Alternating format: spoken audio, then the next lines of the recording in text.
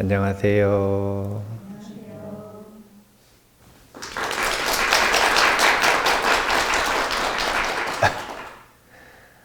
오늘은 동지법문을 준비했습니다.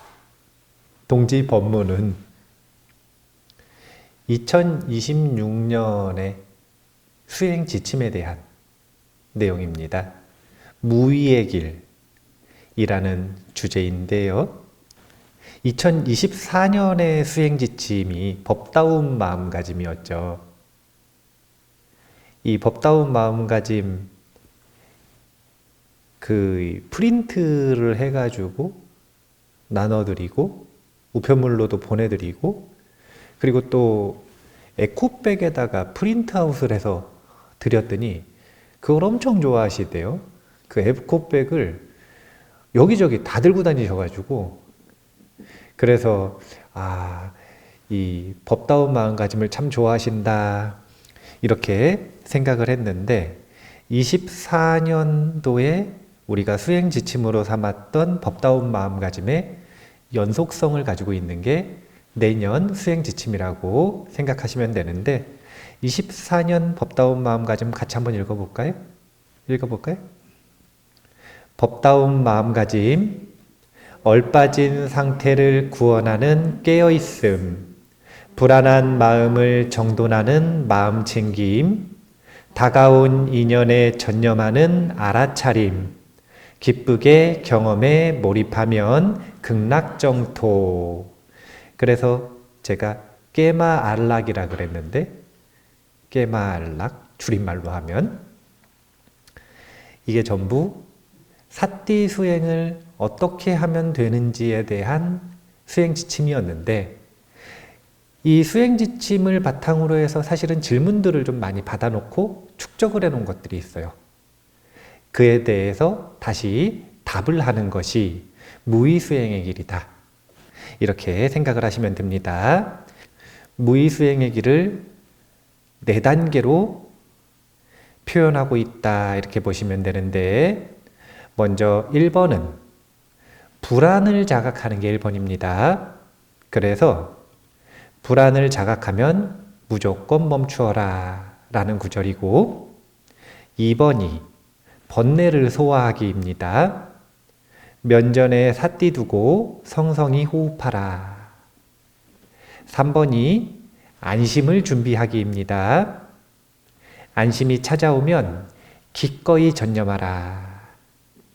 4번이 무위를 기뻐하기입니다. 만법을 구경하며 무위를 기뻐하라. 오늘의 법문 목차이기도 합니다. 하나하나 볼까요?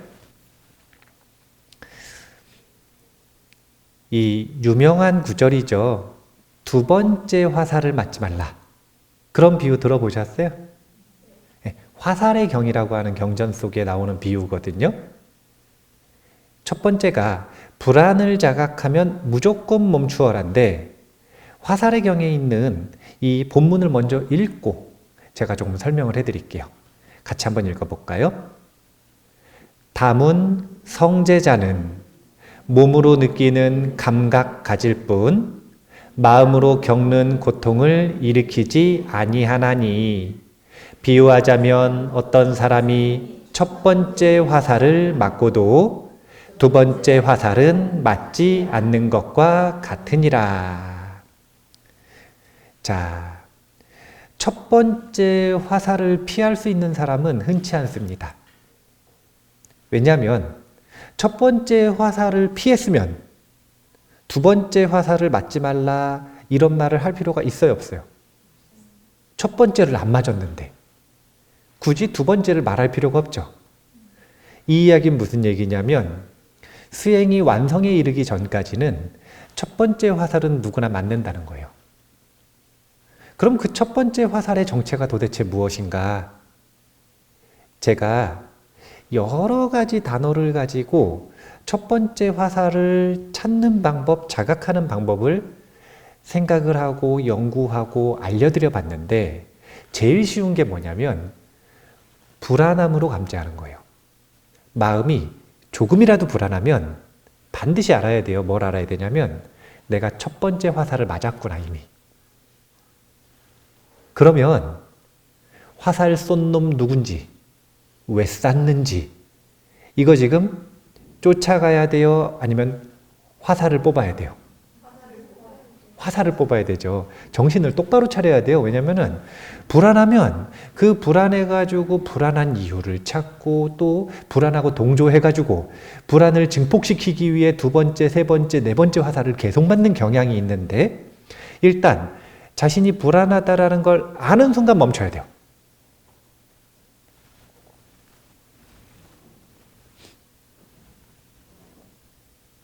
운전할 때 보면 성격이 변하시는 분들이 있어요. 이상하대요. 운전대만 잡으면 성격이 변해요.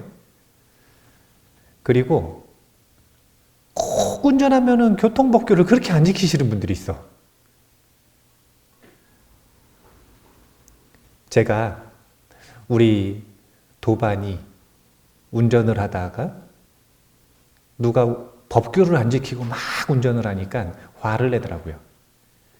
그래서 도반한테 이야기하기를 저 사람들이 법을 지키게 하려면 가장 쉬운 방법이 뭘까요? 정확해요. 벌금을 내면 돼요. 비난해도 안 바뀌고요. 아무 것으로도 잘 안 바뀌어요. 뭘 하면 딱 바뀌냐면 벌금을 한 번이라도 내면. 그러면 자각이 돼. 그러니까 어쩔 수가 없어요. 우리는 자본주의에 물들어 있는 거예요. 다른 것 가지고는 설득이 안 되는데 한 번이라도 벌금을 내면 설득이 되는 거예요. 이제 제가 보기에는 과속이나 신호위반이나 뭐 이런 거 한 번 하면 100만 원씩 내야 돼. 그러면 순식간에 고치거든요. 한 번만 내면 되니까 가성비가 좋잖아요. 맨날 해가지고 벌금 자주 내고 위험하게 운전하는 것보다 한 번만 딱 내면 그 다음에 고칠 건데. 물론 이제 너무 좀 금액이 클 수도 있지만 이 이야기를 왜 하냐면 불안할 때 행동하면 벌금이 있어야 돼요. 불안할 때 행동하면 반드시 실수하게 되어 있거든요. 첫 번째, 누구에게 실수하느냐? 가장 먼저 가장 자주 자신에게 실수해요. 이 실수라는 게 무엇이냐면 자신의 몸과 말과 마음을 더럽히죠. 악종자, 번뇌종자를 자신의 몸과 말과 마음으로 끊임없이 지어요. 그래서 미래의 자신을 고단하게 만드는 거예요. 두 번째, 다른 사람에게 실수하게 되어 있는데 다른 사람 중에서도 특히 친한 사람에게 실수하게 되어 있어요. 친한 사람 앞에서는 가면을 철저하게 쓰고 있지 않기 때문에 친하다는 이유로, 아낀다는 이유로, 사랑한다는 이유로 폭언을 하죠. 황당한 일이죠. 벌금을 매겨야 돼요. 불안할 때 무조건 멈춰야 되거든요. 자기가 불안한 걸 알았으면 무조건 멈춰야 돼요. 이게 1번이에요. 불안할 때 행동하는 건 정말 어리석은 일이에요. 제가 보기에는 왜 아까 100만 원이라고 얘기했냐면 불안할 때 행동하면 한 번에 100만 원씩 벌금을 내야 돼. 그러면 아마 한 3번이나 4번만 내면 다시는 불안할 때 행동하지 않을 수 있을 거예요. 저는 조금 그래도 유한 방법을 알려드린 거예요. 아시죠? 유명한 비유. 달라이라마 존자는 100만 원 내라고 안 하고 어떻게 하냐면 똥바가지를 먹어라 이렇게 얘기하거든요. 똥을 받아놨다가 그걸 자기가 먹는 거예요. 불안한 상태에서 말해서 실수하면. 법륜 스님은 또 유명한 비유가 있죠. 잘 안 되면 전기 충격기를 써라. 저는 그런 극단적인 비유보다는 100만 원씩 벌금을 내라. 불안할 때는 절대로 행동하면 안 돼요. 이게 내년에 우리가 연습해야 되는 첫 번째 수행 연습이에요. 다음 페이지로 가면 이 화살의 경에 다문 성제자라고 했거든요. 두 번째 화살을 피할 수 있고 멈출 수 있고 뽑을 수 있는 사람을 누구라고 얘기한 거냐면 다문 성제자. 다문이라고 하는 건 많이 들었다는 거예요. 성문이라는 뜻이죠. 성제자는 이 많이 배운 사람이 성스러운 제자라는 거예요. 우리가 불안한데 불안한 걸 몰라요. 그럼 멈출 수 있어요, 없어요? 없죠. 불안한 걸 알긴 아는데 멈춰야 된다는 걸 기억을 못해요. 그럼 멈출 수 있어요, 없어요? 없어요. 이거는 멈추는 기능 자체가 없는 거예요. 그럼 어떻게 할 수밖에 없냐면 파멸로 갈 수밖에 없어요. 그러면 어떻게 하면 최소한 자각하고 기억할 수 있는가 많이 들어야 돼요. 다문의 힘. 그래서 부처님께서는 성문이라고 하는 제자의 특징을 찬탄하신 거예요. 대승불교에서는 보살을 높이기 위해 성문, 영각, 보살 이렇게 단계를 놓고 성문을 자꾸 비하하는 경향이 있는데 이건 말도 안 되는 일이요. 부처님께서 본인의 제자를 다 성문이라고 그러셨는데 그러면 부처님을 비하하는 거예요, 이거는 철저한 집단이기주의의 향연이에요. 보살 자신의 집단을 높이기 위해 부처님을 비하하는 거거든요. 저는 보리심 수행을 합니다. 그리고 함께 공부하시는 분들을 보살님이라고 하기도 해요. 하지만 성문의 가치를 절대 폄하할 수 없다. 성문이 곧 많이 배우는 것이 곧 성스러운 제자다. 이것은 기억하셔야 합니다. 자, 다시 말하지만 누구든 불안할 수 있어요. 이건 첫 번째 화살 맞는 거예요. 당연한 겁니다. 자연스러운 일인데 불안할 때 갈림길이에요. 얼빠져가지고 불안을 키울지 그러면 실수하고 파멸하는 겁니다. 아니면 멈춰서 안심을 회복할지 다문의 힘 많이 배움으로써 기억하고 결정하시는 한 해가 되시면 좋겠습니다. 두 번째는 이제 두 번째 화살을 안 맞았으면 그 다음에 뭐 해야 돼요? 여기 있잖아요. 첫 번째 화살을 뽑아내야 돼요.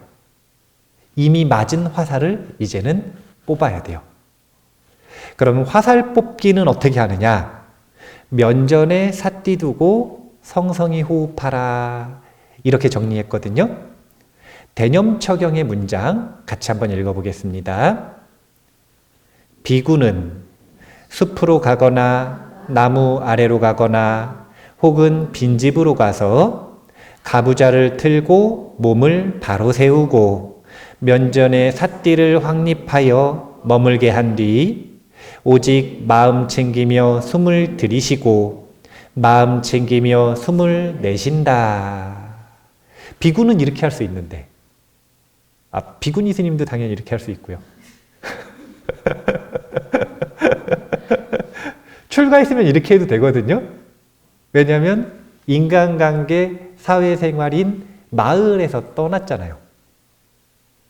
세간에서 떠났기 때문에 이렇게 해도 되는데 제가 볼 자는 어떻게 해야 돼요? 숲으로 가가자 나무 아래로 가고 빈집으로 가고 그래가지고 거기서 가부좌를 들고 면전에 삿띠를 확립해야 되나요? 아니면 마을에서 어떻게 해야 되나요?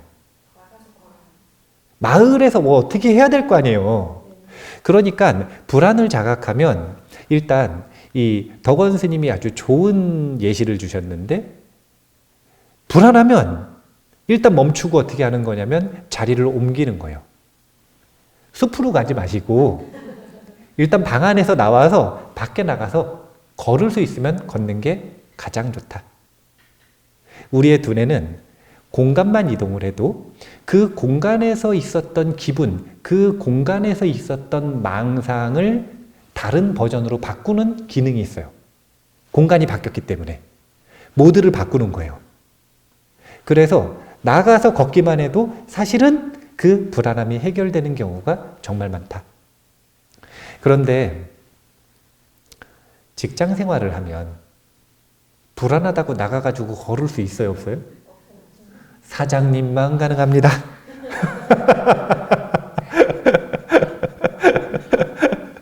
그럼 근무 시간이면 어떻게 해야 되느냐? 호흡을 하는데 역시나 그럼에도 불구하고 공간을 좀 바꿔주면 좋으니까 회사 내에도 휴게실이나 아니면 탕비실이나 이런 곳이 있을 수가 있잖아요. 그러면 잠깐 다른 장소에 가서 멈추고 호흡하고 오는 것도 좋은 방법이다.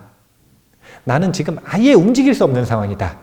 그러면 가장 간단하면서 쉬운 방법을 알려드리자면 눈 감고 호흡하면 됩니다. 눈을 감아야 돼, 이렇게. 눈을 감으면 공간이 바뀌었어요. 눈 뜨고 있으니까 우리가 지금 어디 있죠? 난전에 있죠. 눈 감으면 어디 있어요? 마음에 있죠. 순식간에 공간을 바꾸는 방법. 눈 감고 호흡한다. 그렇게 면전에 삿띠를 두고 성성히 호흡하라. 이것이 두 번째인데 호흡을 하는 가장 간단한 방법을 알려드릴게요. 불안을 소화시키는 들숨과 날숨인데 제가 좋아하는 문장을 쓰는 방법이에요. 저는 들숨과 날숨에서 이 문장을 제일 익숙하게 쓰는데 조금 마음이 불안하면 심호흡을 그냥 하지 마시고 우리는 어차피 언어에 속박되어 있거든요. 우리의 의식은 명언종자, 의식에 이 언어에 속박되어 있기 때문에 그 언어를 쓰면 좋아요. 언어라고 하는 것이 명령어이기 때문에 우리의 마음에게 명령어를 주는 겁니다. 들숨을 들이쉴 때 어떻게 하냐면 편안하다.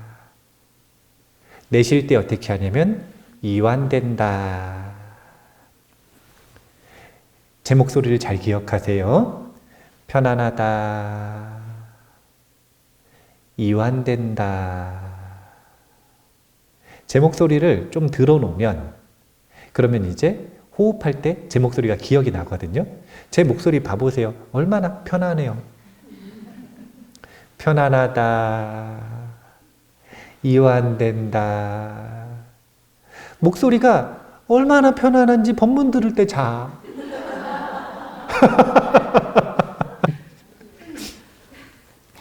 불안을 소화시키는, 불안을 내뱉는 호흡이라고 생각하시면 돼요.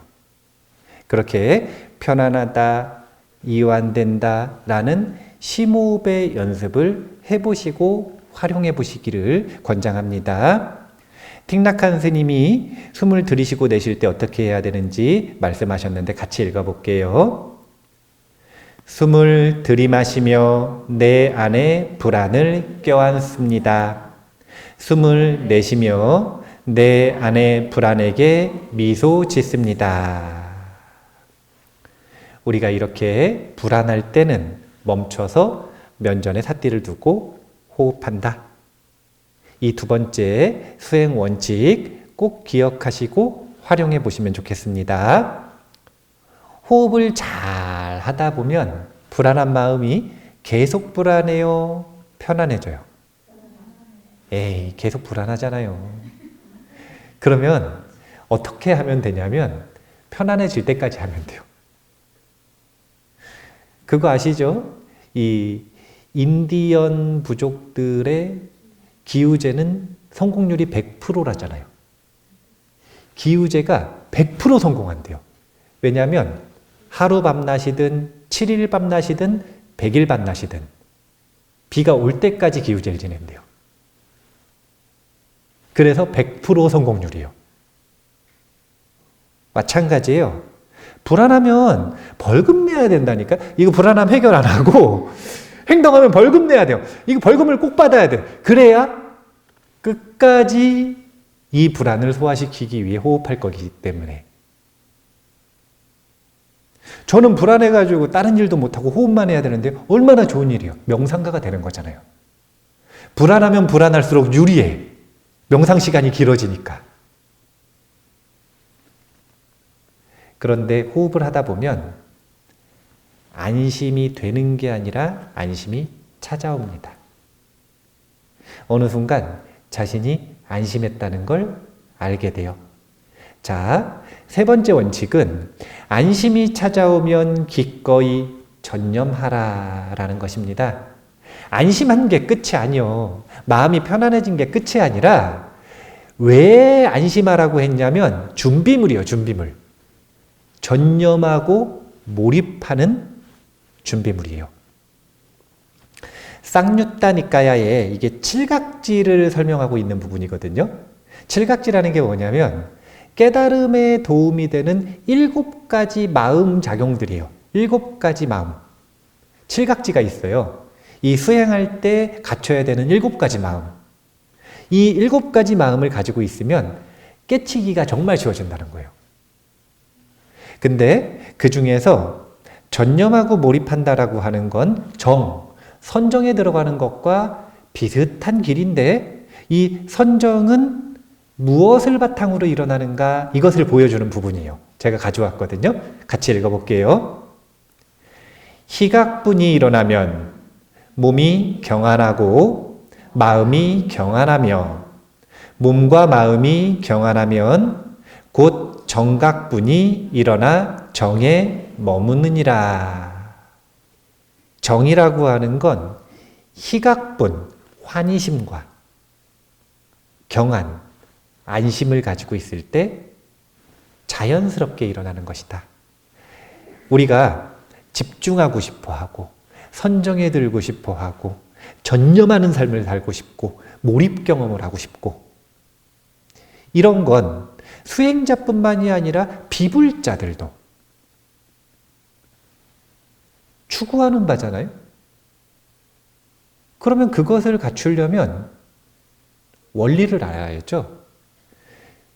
전념과 몰입이라고 하는 것이 일어나는 연기, 조건을 알아야 돼요. 자, 불이 일어나려면은 불나라 그런다고 나요? 아니면 조건을 갖춰야 하나요? 조건이 뭐가 있죠? 산소, 땔감, 발화점 이상의 온도. 이 3가지죠. 이것처럼 선정, 몰입, 전념이라고 하는 것은 기쁨과 경안과 그리고 의도가 있을 때 일어나는 거예요. 기쁨과 경안이라고 하는 이 준비물을 바탕으로 몰입하려는 의도를 가질 때 너무나 쉽게 몰입과 전념이 일어나는 겁니다. 이 준비물 없이는 안 일어나. 마치 뭐와 같은 거냐면 허공에다 불나라 그런다고 불이 나는 거예요. 이런 거 가능해요? 불가능해요? 가능하면 마법사. 세상에 마법사가 많아요? 적어요? 마술사는 좀 있어도 마법사는 진짜 없거든요. 마술은 기술, 속임수를 가지고 만드는 것이고 마법은 기술의 영역을 넘어간 거예요. 그래서 마법이라 그래요. 이 세상에 마법사 보셨어요? 혹시 해리포터 생각하시는 거 아니죠? 마음이 천진하셔가지고 저기 지하철역에 4분의 3 지점에 마법학교 들어가는 곳이 있을 거라고 생각을 하실 수도 있겠지만 우리는 먹을들이고 그럴 수도 있겠지만 상식선의 세계에서 마법사는 없어요. 그것처럼 환희심과 경안을 준비하지 않고 선정, 몰입, 전념에 들어가는 일은 거의 없다. 이렇게 보시면 돼요.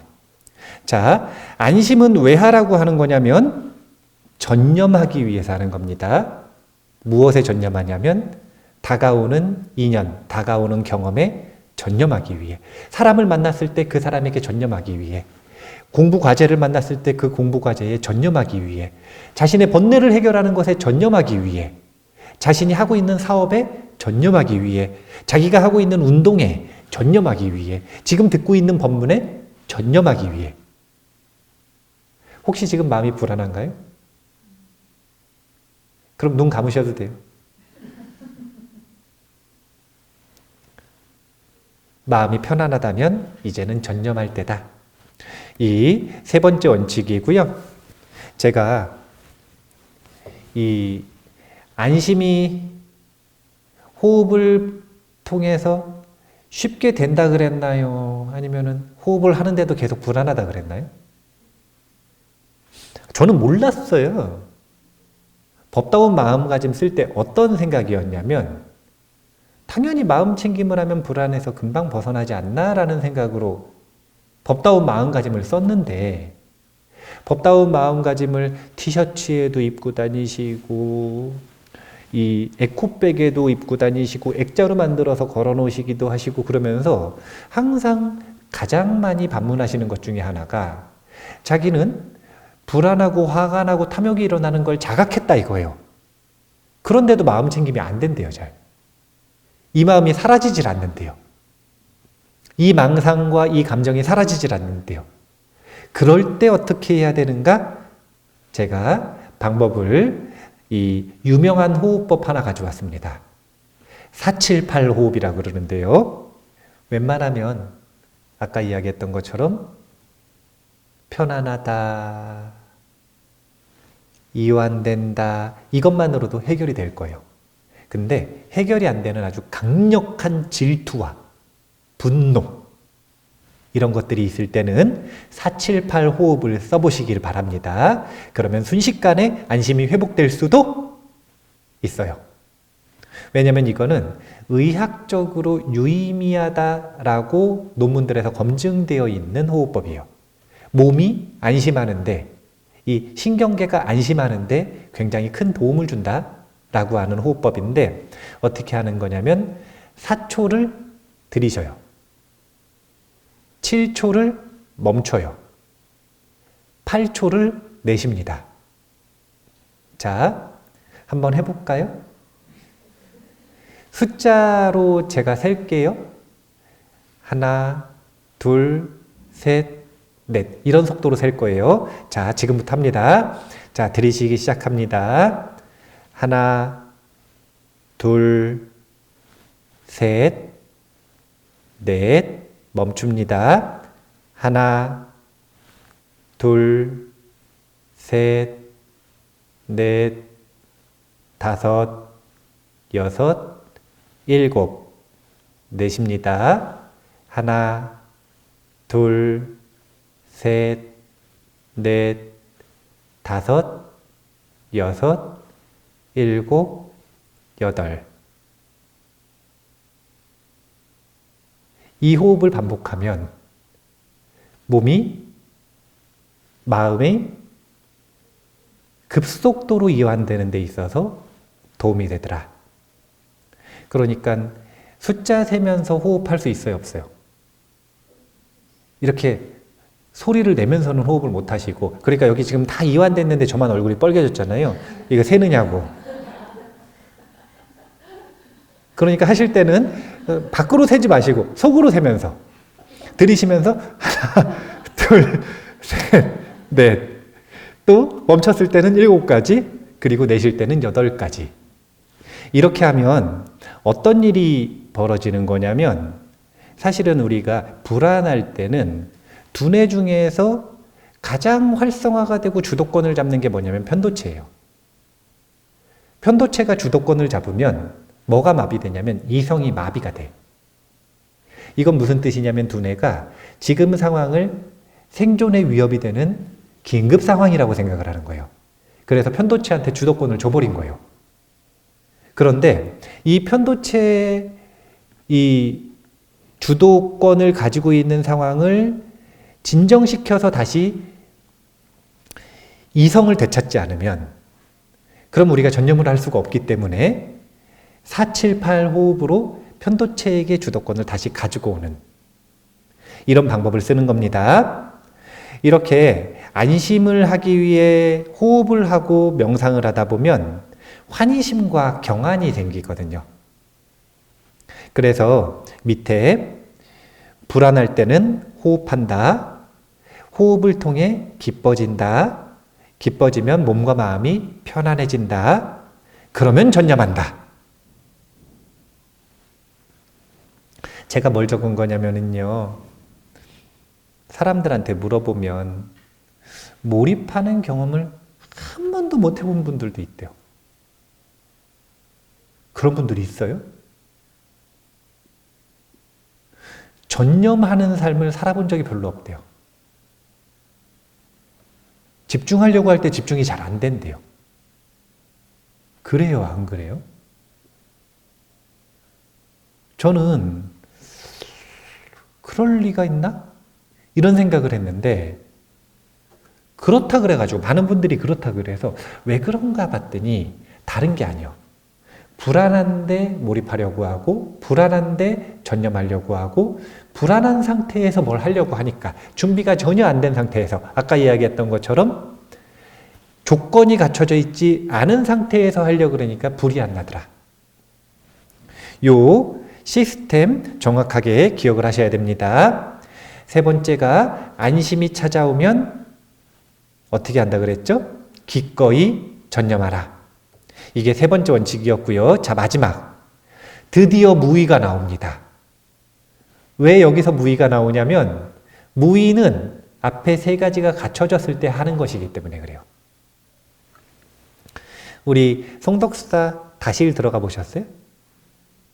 들어가는 길에 보면 현판이 있는데 다실 무의, 다실 무의. 그 밑에 것도 보셨어요? 네, 밑에 뭐라고 써놨냐면 풀어두고 구경하라 이렇게 써놨거든요. 이게 맞춤법 때문에 제가 원하는 문장이 잘렸어요. 맞춤법에 맞아야 된다 그래가지고. 그런데 오늘은 제가 맞춤법 안 맞추고 했어요. 내비두고 구경하라. 내비둔다. 이게 뉘앙스가 풀어두는 것보다 훨씬 더 정확한 것 같아서. 풀어두는 게 아니에요. 자, 봐보세요. 풀어두는 건 내 걸 풀어두는 거예요? 남의 걸 풀어두는 거예요? 내 걸 풀어두는 거죠. 번뇌는 내 게 아니에요. 그러니까 내비두는 거예요. 남의 살림이니까. 이 뉘앙스를 보여주는 게 내비둔다, 내버려둔다 이건데 이렇게 내비두고 구경하기 이게 무의의 수행 원칙인데 자, 네 번째 문장은 이렇습니다. 만법을 구경하며 무의를 기뻐하라. 무의를 기뻐할 줄 알아야 돼요. 신신명에 나오는 구절인데 지도문안 유혐 간택이라고 합니다. 밑에 해석이 있거든요. 같이 읽어볼게요. 지극한 도는 어렵지 않으니 오직 간택함을 꺼릴 뿐이다. 지극한 도는 어렵지 않대요. 뭐만 안 하면 되냐면 간택만 안 하면 된대요. 그래서 지극한 도의 원칙 딱 하나, 무간택.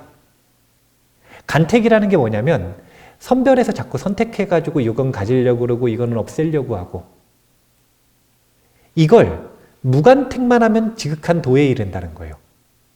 신신명의 첫 구절입니다. 신신명 전체를 관통하는 주제라는 거죠. 무의수행은 어떻게 하느냐? 무간택을 하는 거예요. 내버려둬야 돼요. 내버려두되 구경한다. 자, 봐보세요. 구경하는 것도 내 걸 구경이에요? 남의 걸 구경이에요? 남의 거니까 구경하는 거예요. 앞에 수행을 하는 동안 반드시 뭘 익혀야 되냐면 두 가지를 익혀야 돼요. 자기 마음에서 일어나는 마음작용들이 내가 아니라 마음의 일이다. 화가 나요. 마음이 화가 났어요? 내가 화가 났어요? 마음이 화가 났죠. 근데 왜 거기다가 내 거라 그래요? 마음에서 엄청 좀 교양 없는 생각이 일어나. 막 폭력적이고, 막 질투하고, 막 좀 내가 생각하기에 좀 뭔가 좀 천박한 그런 생각이 일어날 수 있잖아요. 그런 생각이 일어나는 건 내가 그런 거예요? 마음이 그런 거예요? 마음이 그런 거예요. 남의 살림이라는 거예요. 남의 살림살이가 좋은지 나쁜지 그걸 왜 내가 신경을 써요? 내버려둬야 돼요. 두 번째는 그럼에도 불구하고 처음부터 이 수행을 하면 안 되는 이유가 처음부터 이 수행을 하면 너무 깜짝 놀라. 왜냐하면 자기 마음을 제어하는 이 제어를 거두는 순간 자기가 얼마나 동물 같은지가 드러나요. 그래서 자기에게 너무 실망해. 이게 나의 살림이 아니다라는 걸 철저하게 알기 전에 이 수행을 하면 다 도망가요. 그래서 무의수행을 처음부터 알려드릴 수는 없어요. 무의수행법이 어려운 게 아니라 무의수행 얼마나 쉬워요. 무의수행은 뭐만 하는 거냐면 내버려 두는 것만 하는 거예요. 내버려 두고 관여하고 싶지 않은데 끊임없이 관여하려고 하는 습관을 제어하는 것만 하는 거거든요. 정말 쉬운 수행인데 이 수행을 왜 못하냐면 자신에게 실망하기 때문에. 자기 꼴을 보는 게 너무 힘드니까. 그래서 무의수행을 한다라고 하는 건 무의를 기뻐하라, 이거는 무의수행 자체가 아주 큰 기쁨을 주기 때문이기도 하고, 두 번째는 무의수행을 할 수 있다는 걸 기뻐하라라는 거예요. 이미 무의수행을 할 수 있는 준비가 됐다는 것 자체가 큰 기쁨이다. 자, 세 번째, 다음으로 넘어가면 이 무의를 기뻐하라라고 하는 것에 세 가지 원칙이 있어요. 무의수행의 세 가지 원칙. 첫째는 명상하지 말라. 명상하려는 욕구를 가지고 있으면 탐진치로 수행하도록 만들게 되거든요. 그래서 참고로 이제 아셔야 되는 건, 이거는 이제 무의수행하는 단계, 학년으로 올라가면은 원칙이에요. 이제 무의수행 안 하고 아직 불안함에 시달릴 때는 당연히 명상하셔야 돼요. 유의수행을 해야 되는 거예요. 그런데 명상하지 말라. 오늘부터 명상 안 해도 되는구나. 큰일 나는 거예요. 큰일 나는 겁니다. 무의에 이르렀을 때, 무의수행을 할 수 있는 조건이 갖춰졌을 때는 원칙이 이거예요. 지금까지 열심히 명상하려는 의도를 가지고 훈련했으니 이제는 명상하지 말라. 명상하지 말라. 둘째는 산란하지 말라. 그리고 셋째가 조작하지 말라인데, 이 산란하지 말라도 제가 조금 더 디테일하게 썼어요. 그게 뭐냐면, 산란하지 않다라고 하는 건 마음이 아무 일도 일어나지 않는 고요한 상태라는 게 아닙니다. 마음에 보이는 마음인 상부는 시끄러울 수도 있어요. 어떤 마음이 고요해야 된다라고 얘기하는 거냐면, 보는 마음인 견분이 산란하지 말라, 이렇게 얘기하는 거예요. 보는 마음은 자신의 마음작용이 아무리 시끄러워도 깨어있으라. 이게 두 번째 원칙. 그리고 세 번째 원칙이, 보면서 내비두고 구경하라. 관여해가지고 조작하라는 거예요? 조작하지 말라는 거예요? 예, 조작하지 말라. 이제 이 무의수행을 26년에 수행 주제로 삼아가지고 하실 수 있는 분들이 있으면 참 좋겠어요. 기쁜 일이죠. 그런데 처음부터 못하더라도 26년 앞선 수행 원칙들을 잘 수행하셔서 준비가 되시면 또 무의수행을 하실 수도 있겠죠. 그것도 기쁜 일이죠. 그런데 이 무의수행으로 넘어갈 때 반드시 기억을 하셔야 되는 것 중에 하나가, 절대로 자신의 악습을 보는 데 있어서 두려워하거나 피하면 안 돼요. 그걸 내버려 둘 줄 아셔야 돼요. 왜 그럴까요? 쓰레기는 숨긴다고 치워지는 게 아니에요.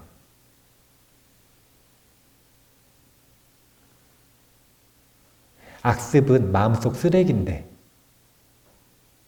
이 종자는 이미 있어, 우리 마음에. 우리 마음을 왜 망식이라고 하냐면, 중생심을 왜 망식이라고 하냐면 쓰레기를 안 치워서 그래요. 그러면 이 쓰레기를 본격적으로 치울 수 있는 가장 좋은 순간이 무의 훈련을 시작할 때인 거예요. 그 전까지는 나쁜 마음이 일어나면 제어하라 그래요? 내비두라 그래요? 제어하라 그러잖아요. 이건 뭐냐면 안 보이는 곳에다 숨기라는 거거든요. 근데 그렇게 해가지고는 쓰레기를 치울 수가 없어요. 안에서 썩지. 그래서 정말 진짜 마음 수행의 시작이라고 하는 건 이 무의부터인 거예요. 마음속에 어떤 쓰레기가 있는지 조건이 갖춰졌을 때 그대로 나오게 두는 거예요. 그러면 기쁜 거예요. 뭐가 기쁘냐면 치워야 되는 쓰레기를 봤으니까 치워버리면 청정해지는 거예요. 치우는 것조차도 억지로 제어하거나 억누르거나 피하는 게 아니라 구경한다 그랬잖아요. 그래서 내비두고 구경한다는 건 마음속에 쓰레기가 나오도록 내비두는 거예요. 그리고 그것을 구경하는 거예요. 깨어있는 마음으로. 무의에 대해서 간단하게 설명을 해드렸습니다. 자, 밑에 대승기신론에 왜 무의해도 되는지에 대한 인용구인데요. 같이 읽어볼게요. 모름지기 고치거나 닦을 필요가 없으니 본래 온전하게 갖추어져 있음이라. 자, 기신론에서는 자신의 마음을 믿는 것을 가장 중요한 믿음으로 여깁니다. 부처님과 가르침과 스님들, 불법승 삼보를 믿는 건 너무 당연하니까 이제 대승기신론 배울 때쯤이면 그때는 거기에 더해서 메인 주제가 뭐냐면 자신의 마음을 믿는 거예요. 자신의 마음에 쓰레기가 드러난다 그래서 마음은 더럽혀지지 않아요. 본래 청정하니까 자신에게 있는 쓰레기를 드러내놓고 버리는 것을 두려워하지 말아라.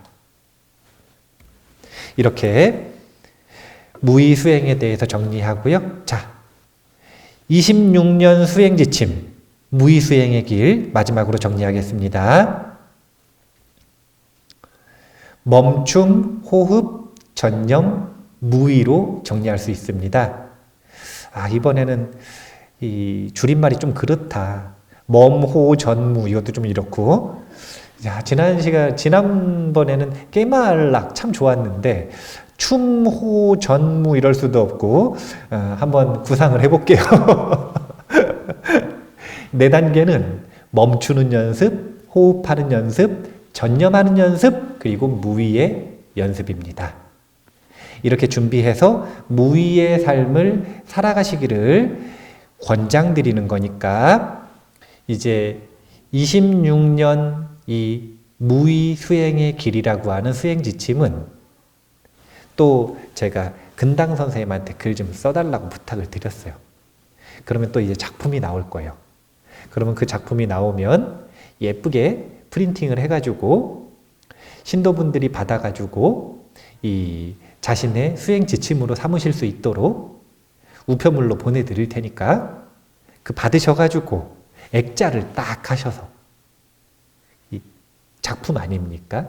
근당 선생님한테 글 못 받아요. 명인이시라. 그러니까 내용도 작품이요. 글씨도 작품이니까 딱 귀하게 액자 하셔가지고 26년 자신의 책상 앞에 걸어 두시든 아니면 방 앞에 걸어 놓으시든 아니면 가족들 다 볼 수 있게 TV 위에 걸어 놓으시든